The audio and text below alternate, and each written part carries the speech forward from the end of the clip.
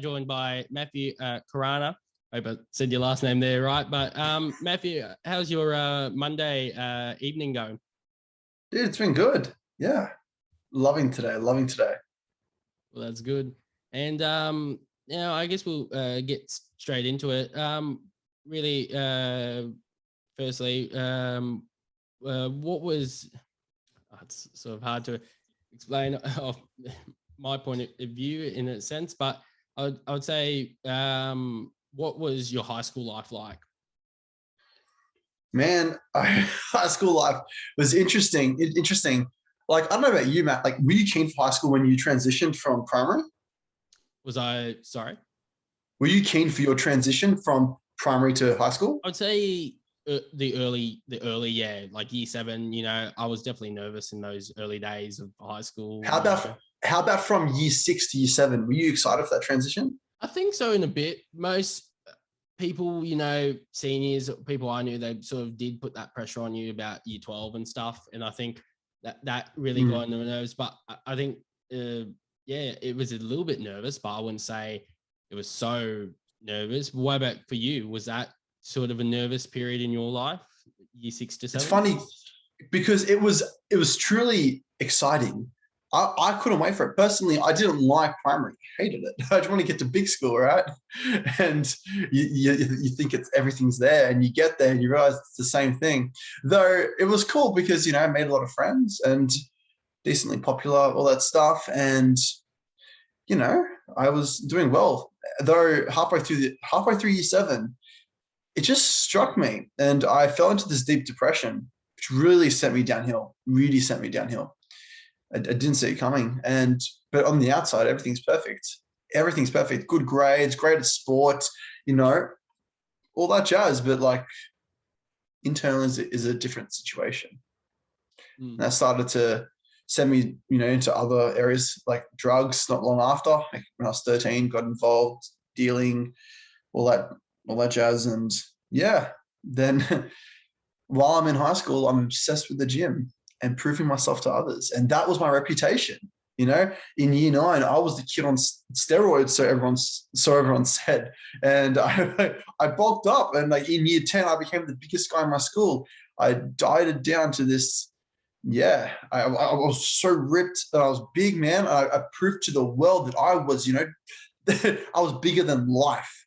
That was my goal, and I did it perfectly. Man, I made that my profile photo, like, which is me ripped, like topless and posing for the camera, and all the likes, comments, friend requests, girls inboxing me, all that stuff. I had it all. It's funny. All the external validation in the world wasn't enough to heal an internal wound that was brewing for 4 years. That a week after I posted that photo brought me to a point where, I've been thinking this for 4 years, feeling this way for 4 years, and I couldn't take it. He's this rock hard, solid, confident guy everyone thinks is here, but no. The pain was that bad that the only way I saw out was a week after I posted that photo, trying to end my own life. I jumped 35 meters high to try to attempt suicide. Now, for any listeners out there, we will be talking on suicide and suicidal thoughts. So for anyone out there, there is a great organization. If you or you know anyone in regards to Suicide Lifeline, you can call them on. Sorry, just 13 11 14. Thanks, Matt. 13 11 14 Lifeline Australia. Yes, we'll be continuing throughout. So just let our listeners know. But yeah, would you say that social media was a factor in throughout those 4 years that really caused that darkness or that dark patch to grow inside you? Or would you say it was something else? See, how you worded that question was actually perfect. It didn't cause it, it grew it. You're exactly right by asking that question. So it started off, like the depression wasn't because of social media, though when I was depressed, I would go on social media You know, you want connection. You want to be hanging out with your friends, even though you're in your room. But then when you look at reality, you're in your room looking at all your friends and they're all doing all these cool stuff, you know, hanging out with all these people, all these girls, and it's always like friends outside of school as well. And you look at yourself and you're like, why aren't I doing that every weekend like them? And you compare yourself and you become insecure. And not only that, you see models and all this other stuff, people ripped, topless, looking great. And you look yourself in the mirror and you don't see that. How you define what's a man is what's really holding you back. Well, so at least for me at the time, like I used to view the man as, you know, someone who's, you know, got all these muscles, has a six pack, and, you know, gets a lot of girls. When before I started the gym, I was extremely skinny. You know, I just got off the coke addiction. I was not looking good at all. And then because I'd gone into it for the wrong reasons, as I continued, because it was all about insecurities and ego, really, it never was enough. And I think it's also that FOMO, fear of missing out, that a lot of people, that drives people, that social media craze. You know, it's like, right. It's like you got, I think I saw a post, it was like a really good post, and the guy was saying how, like, you know, back in the 70s, 80s, 90s, people found out they didn't get invited. That's okay, they missed out, that's fine. And but when it's like now that like nearly everyone has a phone up, like, you know, 4-year-olds, 5, like it's almost like every person, you know, has a phone on them or social media. And, you know, and it's almost like if you don't show who's the best, you know, it's almost like a competition between you and your friends, like to post, you know, the best story, you know, out there. It's almost like a battle in the sense like, oh, look what I posted on my story, you know, I'm at a party, and then it's almost like everyone else who's at that party must post onto that story. And then you got the friends who are at home, you know, were missing out. And I definitely, you know, I had that throughout my high school experience. 7 throughout 12, you know, I saw friends, I'm like, wow, that's great, that must be fun. Like, you know, I was thankful I had my own family and my brother, and so it was sort of good in a way that we supported each other throughout that, and we did fun stuff on the weekend. So that sort of really, my mind didn't really go down that path, but, you know, it definitely, I'd say probably that. Absolutely. And one thing that I love right now is that, Matt, you're the same age as me, so we can really relate on these things. And do you remember what primary school was like, where we didn't have social media, Facebook, Instagram, and all that? Yeah, and it was like, do you remember having to go to your home phone and dialing up your friend, hey, you want to hang out? Or asking their parents over the phone? I think it was like once, yeah, I do remember that. Or like, yeah, you would have to like write it down. That's it, right? You had to write it down. you know, like Saturday at 12 o'clock.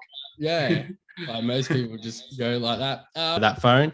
And Matt, definitely that was a good, I think a good way of explaining, you know, that you said you were going through a rough patch, and definitely that dark cloud, or even what the Black Dog Institute, you know, that little black dog that we all have inside us, you know, it grew to a size.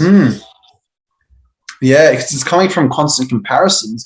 Although there's always a lesson there, I believe. Like when we don't like something, what can we learn from it? And so what comes up for me is, because beforehand it was coming from a place of comparison, whether it's comparison to my social life, my physical life, or whatever, you know, whether it was how many people I was hanging around, how I looked physically.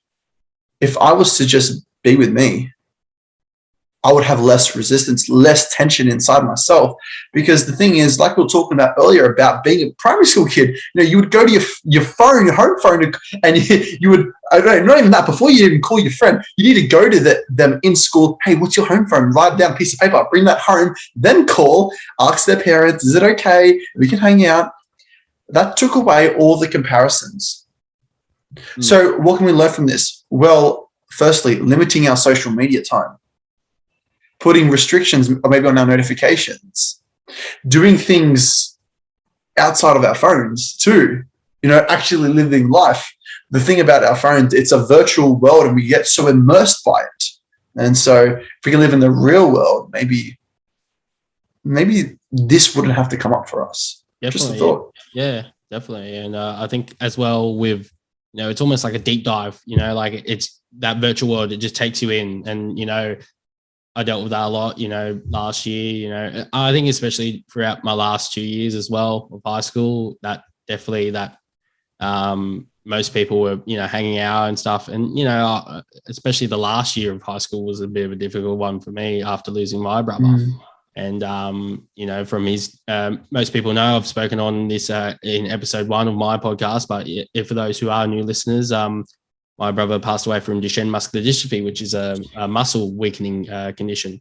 So my mum was the carrier, and so she had the basically my brother, they call it a faulty gene in the sense. So my brother got that, and I was lucky enough that I was on the other 50%. So it's a 50-50 in boys of getting it. So it's almost like a flip of a coin. So literally I was on just that lucky side of that coin, you know, and yeah.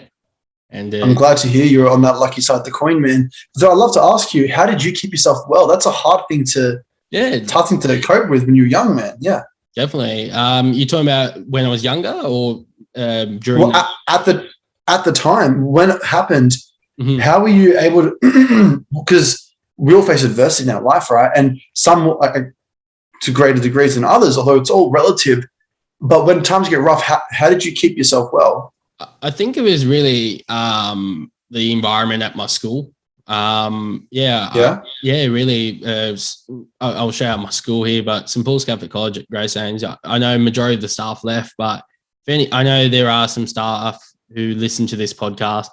Just mainly a thank you in the sense that, you know, that they were amazing staff there. The counselors are amazing, you know. If you and that's what I say to people, you know, who are in high school, if you've got supportive staff, go for them, you know, like don't, you know, think, I know most people think, oh, high school, it's boring, but, you know, you really do miss it once you eventually leave that little realm of high school, because I sure do miss it, you know, those days of when I could just have a laugh in a classroom in the sense. But yeah, it definitely, I think the supportive staff really were a major factor in that.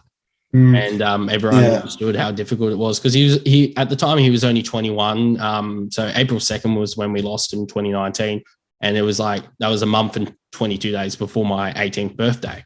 So it was sort of those big occasions. And then he was born June 5th, so 97. So he missed out on his 22nd birthday. So yeah, but the thing is, we still keep those events alive, and I think that's what another way of people who have lost a loved one is celebrate those moments. You know, if it's a birthday or it's the anniversary of their death, definitely celebrate them. Don't dwell on them. You know, it can be a sad moment for some, and, you know, but don't make it every year. It's that sad moment. You know, my mum, what she does is bakes a cake for my brother each year. Like, and that's sort of our little celebration in the sense of his birthday. But yeah. Can I ask you a question about your relationship with your brother prior to this happening? Yeah, sure. Yeah. Were you like classic, like brotherly relationship where you guys fight all the time? You guys always argue and stuff like that? Yeah, definitely. Yeah, we were. We were one of those relationships where it definitely felt like, oh, we're going to, it's especially, I think it was hard for him because, you know, he was in a wheelchair full time and he needed full-time care, you know.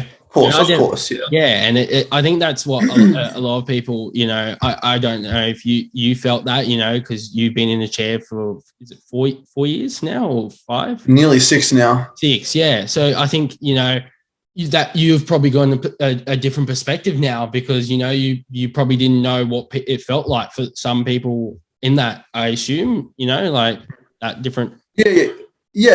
I suppose the point I'm trying to get at is so with your brother, like you constantly fighting and all this stuff, would you say that was coming from a place of like almost expectation from, wish you wouldn't do that, wish you would be like this instead sort of thing, or wish you wouldn't do this to me, wish you would do that?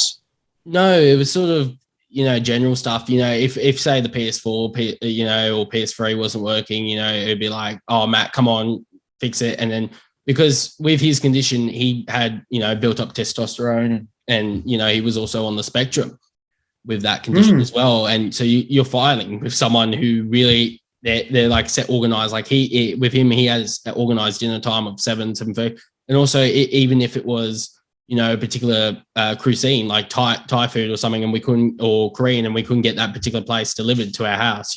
He would go full on to like just ramming into stuff, throwing stuff off his he had a little like table on his chair, and I think that definitely was a game changer. It put a lot of stress on all of us, but we loved him no matter what. Of course. Everyone goes through stress, especially looking after someone with a disability. It is hard because you sort of feel sad, and they also, in life, it was definitely hard for him to, most people, sort of don't understand that, it can be hard for someone in that type of, in a electric wheelchair full-time, full-time care, and they can't even, like, most general society rejects them in a sense. Of course, yeah. In the sense that, they can't get somewhere because a date, or, and especially 2018 when we went to Italy for the World Championships for power chair hockey, I felt the connection in the sense of, it was funny, like we were in, I think we were in Athens or somewhere, and we were in this like little thing that had palladiums around, and he actually went up to someone who was an Australian and tried to ask them out, and and sort of, she was like very nice about it. He just was like, "Oh, would you want to swap numbers or something?" And she went, "Oh, I'm sorry, I'm like here," and like just gently put him down, but you could sort of see in the back of his eyes, like, oh, that, like just the drop of weight, like the weight of in his heart, in a sense. He couldn't get that, and I was there with him, and that was definitely difficult, for Daniel and I, especially myself. Yeah, man. Yeah. I suppose we never really, like, I say this from my experience as well, we never really know what we got till it's gone. And it's like, and like you mentioned, firstly, like about your brother, but then also about high school, right? Like, I don't know about you, man, but when I was in high school, I was like, I can't wait to get out of this place. I hate it. Typical 16-year-old way of thinking, right? But looking back, man, it was a beautiful, beautiful time. And I was very blessed to have had the teachers and the support that I had at the time. And same with walking, same with, playing basketball, skating, and all these other things like that I had. You don't know what you got till it's gone. So what if we took a step back and had a moment to say, what do I appreciate? That for me has been a massive, massive way of supporting myself and, keeping things well within me. It's so easy to get, what I find, so easy to get fallen into the trap of what do I expect reality to look like versus what do I have that I'm, deeply appreciative for. Definitely. And Matt, I think we'll touch on now what really motivated you to start this motivational talk. It didn't start like that, actually. I was given an opportunity to share my story for the first time, not even a year after my injury. I was asked to do it. And I was honestly scared. I was really scared. And I never spoke before my injury. I didn't like talking and opening up. After my injury, nothing had changed. I was still the same person, like wanting to keep everything within. Though there was this thought that came to my mind when I was offered this opportunity. And it said, Matt, if you were to help someone, how would that feel? And before I said no, I said yes. And 3 months after that, after I said yes, it was my first time sharing. And sure enough, the young people in that room, there's only 30 high school students, but they almost all of them shook my hand and said how much it helped them, it inspired them, and they want to help their friends further. And honestly, that from believing you're worthless for years on end and believing there's no way out, you'll never feel happy ever, to hear that. And it chokes me up when I say this. And each every time I talk about it, I get like goosebumps because it's hard to say that when you're in the midst of it all. But to have that brought this overwhelming sense of joy, gratitude, confusion as well, because I have these beliefs that say otherwise, but reality is telling me something else, right? And so what I found was any anxiety and fear of opening up didn't matter, because now I was able to help someone else. And I kept at that program. Like, I was speaking, I'll share my story like once every 2-3 weeks. It's like 30 or so high school students, although I wanted to then speak in high schools myself. And it's funny because I just finished high school at the end of that year, and I now started high schools, and then I wanted to take this a bit further, conferences, universities, corporates as well. And I found this is so universal that it's not just about my story. It's about what people can take away from it. How, like, I facilitate a workshop so they can go within themselves to find out a little bit more about themselves, but how they can then take their life to the next level to increase their mental fitness. Now, that only came about because I said yes to an opportunity. That was, I had a voice inside of me saying, Matt, what if you could help someone? Now, this voice doesn't have to be speaking for everyone else. It could be whatever. It doesn't have to be, if you would help someone, what feels right? What do you love? That's really where it's at. For me, it's speaking. For me, it's facilitating workshops. That's my thing. For you, it could be footy. It could be art. It could be music. It could be cooking. It doesn't matter what it is. Just to follow what does feel right for you is the most beautiful thing that you can do. And we so often doubt ourselves. I've spoken at many high schools in Sydney, man, and it breaks my heart over and over to hear how, they're told, like, these young people, their dreams aren't possible. No, you will never go to XYZ. And I was told the exact same thing. Matt, speaking is not a real job. You make an income, all this stuff. And now from them laughing at me, they now respect me. From them, making fun of me, I turned it into something that's, not only is successful, but also is helping other people. And at the same time, I love it. That passion. That's what transformed passion. That's exactly it. Yeah, I couldn't have said it better myself. And that's sort of, especially in my experience, when I was in year 12, when I did my first talking in front of my entire cohort.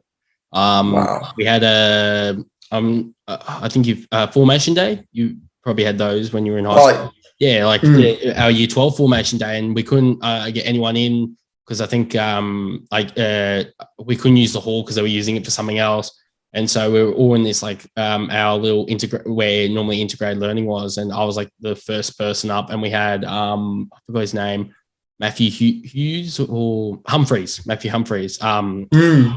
He came to our school year 11 formation camp that we were actually at, and then we were in just a year 12 formation day. I was the first one, and even he came up and congratulated me on saying that speech and that presentation in the sense. Because it was he just said just for standing up and just talking about it was really good. Yeah, and it felt really good. And that's where I was like, okay, this, I can see a passion for me going towards this, of course I love IT, but this is sort of one of those things ever since my brother passed away, it was sort of in my gut, telling me, come on, Matt, you can definitely do this. You ever since you said yes, that passion of wanting to speak to others. And that's sort of a big thing I've always had. And I'm thankful in a sense I've spoken to someone recently who was a former staff member at my school. And he has his own life coach type thing, Instagram. And he put out a question. It's what would your goal or whatever it be? And I would say probably trying to speak at my old high school again. And he said, I can definitely help you with that. And, I think that's an important thing is if you know people, and you just reach out and just ask, it doesn't hurt to ask. Of course, they may say no, but, it's always good just to ask those people who are probably in that field, how do you get there? How do you start? Yeah, man, it's allowing the possibility of it to come about. Without asking, you'll never know. And there's this, and more now than ever, and I believe it goes back to what we were saying earlier about social media and all this other stuff. We mentioned anxieties are the highest they've ever been. Right? People have a lot more fears than they've ever had in history. And we're in the most safest, society we really ever lived, which is kind of, funny we say that. But with that comes obviously the fear of being judged, and you're afraid of what other people are going to think of you, and the fear of failure, fear of them saying no, right? Or not responding as well, because now it leaves you feeling all this uncertainty. Without asking, you will never know. And looking back, and this is just one thing that personally goes through my mind, I don't want anything, and I mean anything, but I don't want to regret anything in my life. I know that if I'm on my deathbed, the things I regret are never going to be the things I did, but things I didn't do, because at least I gave it a crack. If I never did, I would never have known. And I'm just left there thinking, what if, all this uncertainty, I could have done better. What would have been possible if I did X, Y, Z? Definitely. Yeah, I definitely see that. You don't want to live life with regrets, like of saying, oh, I didn't do that, And I think, we deal with all stresses in our lives, whether that's exams, assessments and stuff. But I think the main thing is if, it doesn't matter if you fail, we all fail, but we learn from those mistakes. And I think I've had a few friends, where I've gone like, oh, what are you wanting to do? And they sort of go, it's like, we all, we all go undecided eventually, but eventually you lead on to the path of what you love. And that's the thing. I think that's it. I think that's a big thing in high school as well, is that big pressure, that almost like, oh, HSC, it's like, I think we've really got to balance that out and tell students, it's happy if you get the HSC and you ATAR and you go into a field you love. But that's the thing. I think I found, like, I've seen a lot of people where they go to uni and then they eventually realize, oh, this is not what I wanted to do. And then maybe they were at uni because maybe they're there because they wanted to follow their friends of what everyone else was doing, and because they were taught, oh, we need to be going to uni, you need to get a good ATAR, so you get a good degree, yada yada yada. Then they find out, I don't actually like this. Yeah, what am I doing with my time? Yeah. And then, and that's, I think, a good thing is when you're in your first or year, sort of early year, you can work that out in that pathway and like shape yourself like a piece of clay, because you'll work out what you love in order to get a piece of art. And if you ask me, it's the beautiful, if you don't know what you love, if you're listening to this, and you don't know what you love, that's a beautiful place to be. It really is, where now it's all about opportunities. You dipping your toes in certain things, whatever it may be. You've experimenting, whether it's volunteering your time, getting a new job, playing a new sport, whatever it may be. Though we all have it in us. And I mean, like, for example, Matt, do you know how to ride a bike? A little bit, yeah. Like, my bike got eaten by my first dog. Did you? But you learned how to ride it when you were a kid, right? Yeah, a little bit. Yeah, of course. Do you remember what it was like going from training wheels to two wheels? Yeah, it would definitely be a big step. Big step. And how many times did you fall over? Probably like 3, 4 more. We all. I bet you even cut or scratched your leg as well at the same time. Yeah. Yep. Definitely. Yep. But you still got up and went back on it, right? Definitely. Yeah. You have it within you, the strength and perseverance to get over hurdles as they come up. And I guarantee you, each and every person listening, whether they've ridden a bike or not, doesn't matter. Inside them is the internal strength to get over the hurdles and challenges in their life. Now, if they're pursuing a passion, because as a kid, you wanted to ride that damn bike. You wanted to get on, and you really wanted to hit on two wheels, and you made it happen. You found a way to win. And now, if you have a passion and you go all in on it, and you're deeply immersed in by it, and maybe it's not working initially, you're just starting out, get back on that bike, just like you did as a kid. And let's say, maybe someone puts you down and humiliates you or whatever. Just because you scratched your leg, did that mean you didn't get back up on the bike? No, you got back up and you rode. Everyone has the internal strength inside of them, and we can strengthen that as well. And this is what I love, mental fitness. But we don't have enough time to go into that. But yeah. Definitely, yeah. I understand what you mean. We're going to take a break here, and definitely, you were saying that you do enjoy that. That's why you love that mental fitness.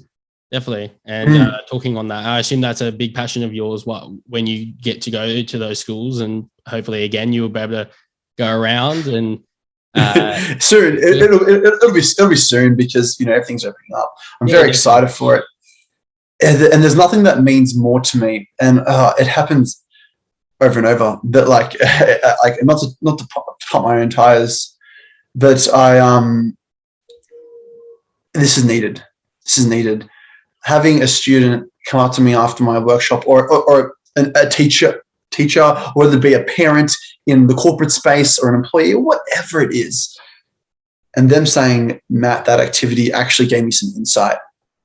And they realize things about themselves maybe they didn't see beforehand, or maybe they knew, but they just kept suppressing. But the moment they had to address it and bring it to the surface, it brought about this realization for them that they might need to make some changes, or maybe to take another step. And it invigorates me. It fires me up, because I love that. Now, equally as well, I have countless people coming up to me after my workshops, sharing, and I hear the same thing all the time. Matt, I've been feeling like this now for so many years. I've been doing this as well at the same time. This happened to me. This happened to me. And you're the first person I'm telling. That breaks my heart. But what does it tell you? I'm a complete stranger. Why would these guys haven't met me? These guys probably will never see me again. Maybe they will. But they're telling me the deepest part of their life. Now, it could help that they won't see me again. But the thing about it is, they're sharing the deepest side of them. Why me?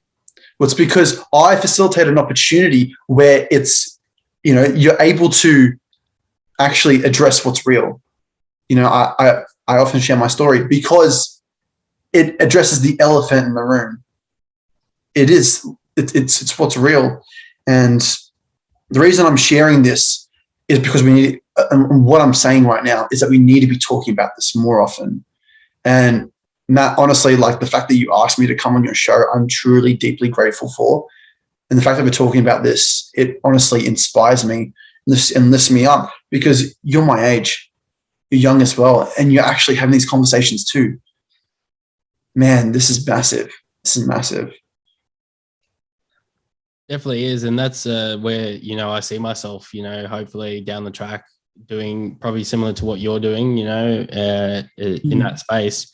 And it's one of those things I've always had a dream, of, and it is hard work, to get to there. I bet you've experienced that, the challenges probably to build it up to where you are now, and from where you started. And but yeah, definitely. I think if more and more, it's definitely easy to create podcasts. You just need a piece of audio equipment, But I think it's good if more and more young people, especially our age, or even, are in high school, start talking about more with mates and family, and opening up a little bit more, and not that judgmental side, in life. Of course, we do judge, but I think if we're more opening more in life and in the schoolyard as well, we definitely can make a change. No, absolutely. Absolutely. With these conversations, we can really, really make a shift. Why do you do this, Matt? Like, why do you openly talk about these topics? I'm curious. Yeah.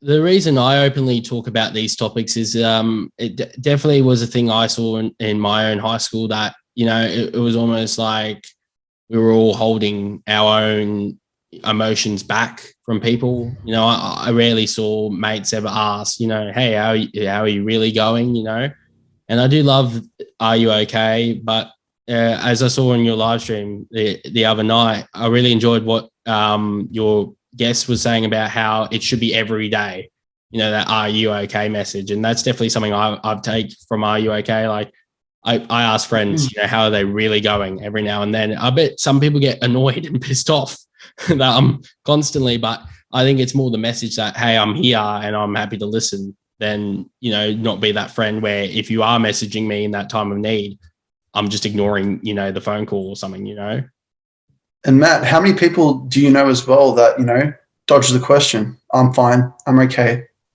I would say lots. That's all. Everyone does that.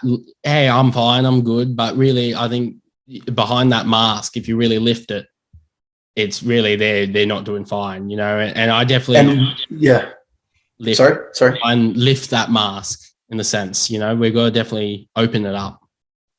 Yeah. And the thing about it, what it's saying that, people are just so uncomfortable. This is a touchy topic. That's the thing. Because what we're doing is we're addressing what's really going on, not what we're showing the world, but what's really going on. Take me for an example.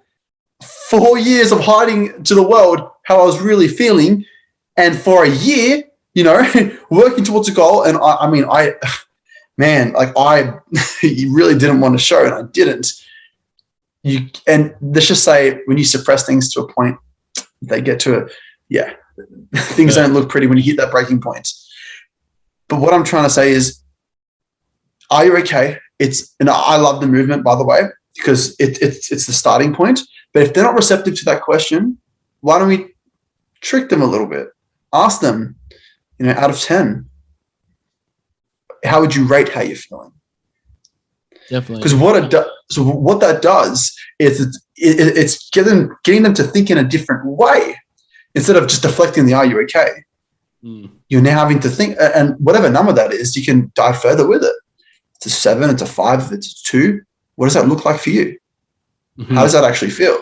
Like that could be a different way to approach it as well. Because a lot of people don't want to address it, and if they don't want to, this could be another way to help them bring up. When I say help them, well, it's a way to get them to think differently, to potentially, actually sharing. And what that could do for them could truly, truly transform their life. Mm-hmm. I never addressed how I felt before my injury.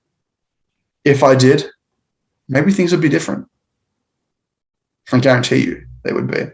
But would I not do what I've done? I tell you, no. It's not good what happened, but it's allowed me to be in the place that I am now. I'm deeply and humbly grateful for the fact that I'm in the position I am, doing what I do, because this is much needed in the world. And I now have a new love for life. And I'm sure we can all look back on our adversity, see the gifts it's brought us, whether it was just by strengthening you up. Even that is huge. We have it all within ourselves. Definitely. I want to ask, as we have approached on, but I would say, what would you say to those, say, high school students, uni students, anyone who's really in a dark patch of their life at the moment and they're not really willing to open up? What would you say for them? Like, of course, everyone's different, but, what would you say the overall advice is for someone who really wants to open up but is still holding it in? Deep down, when we're feeling this way, there's this massive pressure that actually does want us to open up. But like you said, it's easier to hold back. And we often do.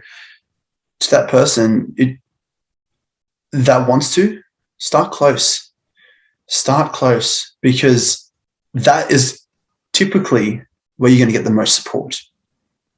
Whether it's your family, so your parents, your siblings, whether it be, or even your grandparents, your uncles, aunties, cousins, whatever. Maybe it's your best friend, maybe it's other friends, maybe it's your neighbors, someone you're close to in your life. But let's say you're not comfortable in person, over the phone, let's say you're not comfortable talking to someone you know. There are hotlines out there. If you're under 25, Kids Helpline, it's free. Headspace is free as well if you're under 25. If you're an adult, go to your GP. You can get 10 free counseling sessions funded. You don't have to pay for them. And get a mental health plan there as well. See a psychologist, see a counselor. You don't have to do it in person. You can always do it over the phone. If you're not comfortable over the phone speaking, there's even online services that you can access where it's actually texting services. They're available as well. But if you're in a crisis situation and you are on the verge of something critical, Lifeline 131114 000. Make sure you do receive immediate care. And there is a stigma about calling 000, calling Lifeline, and being sent, not that you are going to be, but there's a stigma around being sent to a psych ward that it's so bad. You will have immense support there. You have immense support there. And it's uncomfortable to reach out and approach supports. Though, how long can you hold your breath for until you pass out? Now, it's different for each person. Some people, they can hold it for a minute, some people 5, some people 10, but we all have a breaking point. We all need oxygen. And just like our breath, we need to inhale, exhale. We need to inhale, we need to experience our emotions, actually feel them. And we have to exhale, we need to express and share our emotions. I'm very big on this. Definitely, and that's a big thing as well. And do definitely reach out to any of those organisations that Matt has mentioned as well. And I will also include these amazing organisations on the webs on my page on swa999.com.au, and I will include that on my own personal page within the podcast itself, the episode itself as well. And I just firstly want to say a big thank you, Matthew Caruana, for coming on the Matthew Hour tonight and speaking on such an important topic. And I hope that everyone who's listening or even tuning in back via the podcasts such as Spotify or even iHeartRadio, you can appreciate and take something from that, because that's what I do with each guest and each person I get on this show is take something, and I've definitely taken something from this episode, Matt. Thank you, Matt. Honestly, really appreciate the opportunity to be sharing with your audience and to be talking with you once again. I loved it. I look forward to talking more. Definitely. And I look forward to talking more as well, and, seeing what the future holds down the track, in the terms of the mental health field, because it's such an important topic. And I think if we can start talking more about it, especially at schools, and even just hearing kids on, in the playground talking about, especially high schools, about it, or even, talking about within their friend circles, especially online, it's such an important issue. And honestly, thanks again for coming on the Matthew Hour. And I want to say a big thank you to Matt for coming on the Matthew Hour tonight. And of course, from next week, the show will have a different name. It will no longer be called the Matthew Hour. It will be called Mental Health and Grief Conversations That Matter. And you'll still be able to listen to the old podcast episodes, though, but it will just be under a new title from next week. And it's going to be mainly focused on these conversations, mental health, the umbrella, all the different that fall under the mental health umbrella, but also grief as well. And we'll be interviewing guests such as who we've had, such as Matt tonight, and more on that. And we'll be mainly focusing on those topics and what has worked for people with their mental health journeys, and what really got them into that mental health field as well. I hope you all have a great Monday night, and see you all next time on the Mental Health and Grief Conversations That Matter podcast. Thanks very much.